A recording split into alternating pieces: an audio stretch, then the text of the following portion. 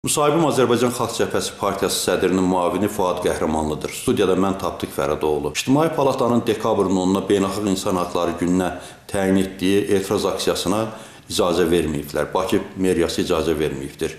Etiraz aksiyası qüvvədədir, keçiriləcək. Qeyd etdiyiniz kimi Bakı şəhər İcra Hakimiyyəti sərbəst toplaşma haqqında qanunun tələblərini pozaraq İctimai Palatanın Milli Məclis qarşısına keçirmək istədiyi etiraz aksiyasına razılıq verməyib. Ancaq biz Azərbaycan Konstitusiyasının 49-cu maddəsinin əsas götürərək elan olunmuş vaxtda aksiyanı keçirməkdə qərarlıyıq və hesab edirik ki, sərbəst toplaşma haqqında qanunun da tələblərinə görə bizim belə bir haqqımız var və biz həmin günü Beynəlxalq İnsan Hüquqları günü aksiyanı keçirib Azərbaycanda insan hüquqlarının pozulmasına həm ölkə ictimaiyyətinin, həm beynəlxalq ictimaiyyətin diqqətini cəlb etmək istəyirik. Aksiya, siyasi məhbusların azad olunması, sərbəst toplaşma azadlığının təmin olunması, mediaya təzyiqlərin son qoyulması və s. insan hüquqlarını əhatə edən, ifadə edən tələblərlə bağlı keçirilir. Və bu aksiyalara, bizim adətən keçirdiyimiz aksiyalara münasibətdə Bakı şəhər İcra Hakimiyyətinin tərəfindən belə bir standart cavab verilir. Ancaq biz bu dəfə də əvvəllər olduğu kimi öz hüquqlarımızı gerçəkləşdirməkdə qərarlıyıq və qeyd etdiyim kimi elan olunmuş vaxtda da aksiyanı keçirməyi nəzərdə tuturuq. Amma Bakı şəhər Baş Polis İdarəsinin rəis müavini bəyan edibdir ki, aksiyanın qarşısı qətiyyətlə alınacaqdır. Çünki Bakı meriyası icazə verməyib, icazəsiz aksiyadır. Necə qiymətləndirirsiniz? Ənənəvi olaraq biz hər dəfə aksiya ilə bağlı müraciət edəndən sonra Bakı şəhər İcra Hakimiyyətinin imtina cavabından sonra Bakı şəhər Polis İdarəsi də belə bir bəyanat verir. Ancaq buna baxmayaraq biz hər dəfə aksiyanı keçiririk və aksiyaya qarşı polis zorakılığının tətbiq olunması Azərbaycan hakimiyyətinin zorakı mahiyyətini daha çox üzə çıxarır və eyni zamanda həmin zaman aksiya iştirakçılarına qarşı zorun tətbiq olunması aksiya ətrafında böyük bir ajiotaja səbəb olur və bu da aksiyaya ictimai marağı daha da artırır. Və hesab etmirəm ki, hakimiyyət zor yolu ilə aksiyaların qarşısını almağa müvəffəq olur, əksinə aksiyalara ictimai diqqət daha da artır. Və bütün bunlara baxmayaraq biz polis müqavimətindən üzləşdikdə belə öz tələblərimizi səsləndiririk, etiraz aksiyamızı keçirməyə nail oluruq və eyni zamanda bu 10 dekabrda İnsan Haqları günündə növbəti dəfə aksiya iştirakçılarına qarşı zorakılığın tətbiq olunması bütün dünyada bir mesaj olacaq ki, Azərbaycan iqtidarı insan hüquqları anlayışına sahib deyil, insan hüquqlarına hörmət etmir. Hətta belə bir gündə də öz vətəndaşlarının qanuni haqlarını, hüquqlarını zor yolu ilə, qəddarlıqla pozmaqda davam edir. İctimai Palatanın ötən aksiyasında, daha doğrusu sosial şəbəkə fəallarının ötən aksiyasında İslamçılar da sizin aksiyalarda şüarlarınızı dəstəkləyirdir.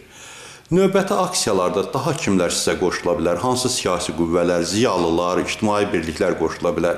Məsələn, Moskvada olan milyarderlər ittifaqı adlandıran ittifaq da sizə qoşula bilərmi? Ziyalılar forumu sizə qoşula bilərmi? Yox, bu aksiya daha çox piket formatına keçirilir. Yəni, burada söhbət böyük mitingdən getmir.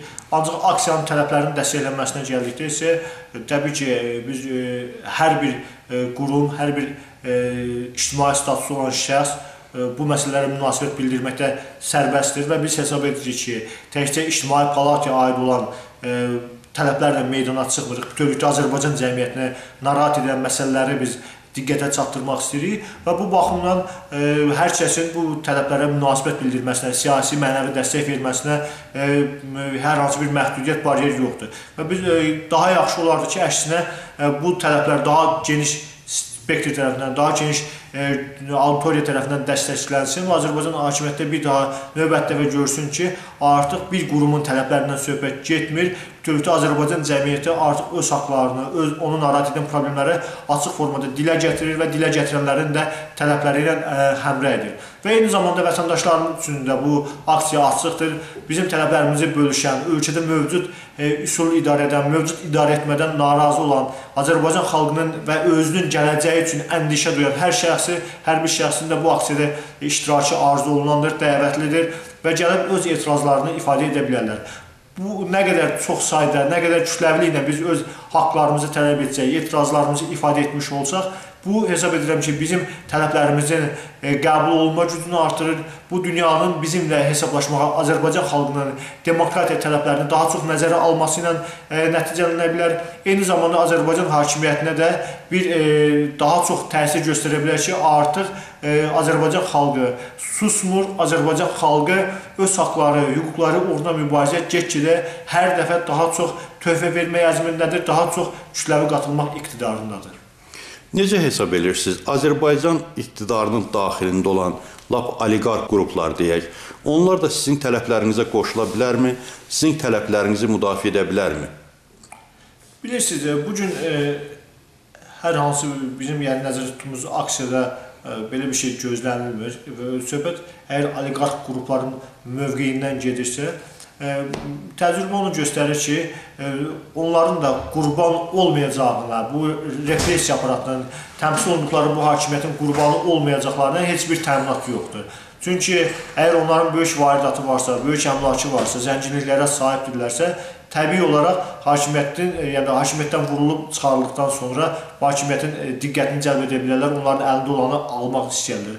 O baxımdan təbii ki, biz gözləyirik ki, Azərbaycanda demokratik proseslər güclənəndə artıq bu hakimiyyətin cəmiyyətə təsir imkanları daha da məhdudlaşandan sonra və hakimiyyət daxilindən də artıq ölkədə vəziyyətin dəyişməsini istəyən kimlərsə çıxa bilər, öz mövqelərini ifadə edə bilərlər və biz buna bir pozitiv proses kimi yanaşaraq hesab edirəm ki, nə qədər ki gec deyil, bu barədə düşünmək lazımdır və insanlar, hakimiyyətdə təmsil olunan insanlar da bu ölkənin, bu xalqın gələcəyini ötürü narahat olmalılar. Çünki söhbət başqa bir ölkədən deyil, bizim də onların da vətəndaş olduğu bir ölkədən gedir və bu ölkənin taleyi, bu ölkənin gələcəyi hər birimizə eyni dərəcədə aiddir və hər birimizin eyni dərəcədə məsuliyyəti var.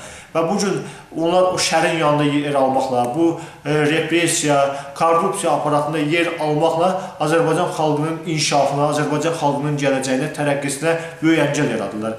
Və adətən təcrübə onu göstərir ki, məhz cəmiyyət mövqeyini qəti formada ortaya qoyandan sonra, artıq proseslər geriyə dönməz xarakteri alandan sonra, artıq sona yaxınlaşan məqamlarda da hakimiyyət daxilində mərkəzdən qaçma tendensiyaları güclənir və o zaman artıq hakim düşərgənin təkidindən sayı artır.